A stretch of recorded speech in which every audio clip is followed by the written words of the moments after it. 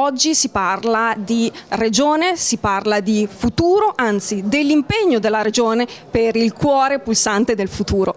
Sì, oggi è un'iniziativa unica, sfidante, in cui investiamo 1 milione di euro a valere sul Fondo Sociale Europeo per formare coloro che si devono prendere cura dei nostri anziani non autosufficienti e dei disabili. Lo vogliamo fare con un approccio flessibile che permetta la più ampia partecipazione di queste persone, perché riteniamo che prendersi cura delle persone, soprattutto dei soggetti fragili, sia una necessità. Occorre avere un approccio qualificato, soprattutto in un contesto dove la popolazione anziana è in forte aumento e dove la rete domestica, che ha sempre supportato queste persone che oggi possiamo considerare fragili, è venuta in qualche modo meno. Quindi vogliamo garantire una qualità dei servizi che vengono erogati dalle persone che si devono prendere cura del prossimo, ma soprattutto migliorare anche la vita di coloro che fanno questo mestiere. E oggi questo importante momento di scambio, confronto e formazione prende spazio in Fondazione Opera Immacolata Concezione, che da 70 anni è al servizio delle persone più fragili.